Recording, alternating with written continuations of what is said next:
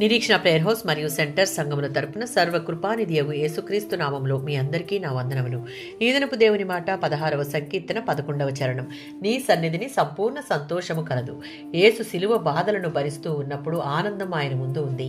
ఇది దేవుని సన్నిధిని చేరబోతున్నానన్న ఆనందం, దేవుడిచ్చిన పనిని పూర్తి చేస్తున్నానన్న ఆనందం. యేసుకు తెలిసిన జీవ మార్గం అక్కడికే తీసుకువెళ్తుంది. జీవ మార్గాన్ని అనుసరించి దేవుని సన్నిధికి చేరిన వారికి శాశ్వతమైన ఆనందం ఉంటుంది. ఇది ఈ లోకంలో తాత్కాలికమైన వాడిపోయే సుఖభోగాల వల్ల కలిగే సంతోషం లాంటిది కాదు. ఈ కీర్తనలో క్రీస్తు అంతరంగంలోని అతి పవిత్ర స్థానంలోనికి మనం చూడగలుగుతూ ఉన్నాం. ఇందులో ఆయన ఆలోచనలు, మౌనంగా ఉన్న ప్రార్థనలు, ఆయన ఆశయాలు, నమ్మకము, ఉద్దేశాలు వెల్లడి అవుతూ ఉన్నాయి. ఆయనలో నమ్మకం ఉంచే మనందరికీ దీనంతటిలో ఆయనే పరిపూర్ణమైన ఆదర్శం. మహిమకు, నిత్యానందానికి చేరే విశ్వాస విధేయతల మార్గాన్ని ఆయన చూపించాడు. 21వ సంకీర్తన 6వ చరణం. మనకు రానున్న కాలంలో ఎలాంటి శాశ్వత దీవెనలు దొరకనున్నాయో వాటన్నిటినీ మనకు సాధించి పెట్టింది యేసుక్రీస్తే.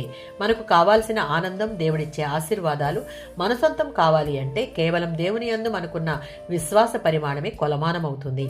దేవుడిచ్చే ఆశీర్వాదాలు, ఆయనిచ్చే ఆనందం శాశ్వతమైనది. అవన్నీ దేవుని సన్నిధానంలోనే మనకు దొరుకుతాయి. మత్తయి సువార్త 7వ అధ్యాయం 14వ వచనం. ఆయన సన్నిధిని వెదికే వారంగా, ప్రతి సమయమందును దేవుని ఆశ్రయించే వారంగా మనం ఉండాలి. అప్పుడు మాత్రమే జీవ మార్గంలో మనం ప్రయాణించగల అర్హతను పొందుకుంటాం. ఆ ద్వారం ఇరుకైనది, కష్టమైనది. దానిని కనుగొనేవారు కొద్దిమందే అయినప్పటికీ ఆ గుంపులో మనం ఉండగలుగుతాం.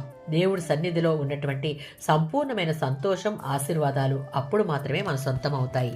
ఆమేన్.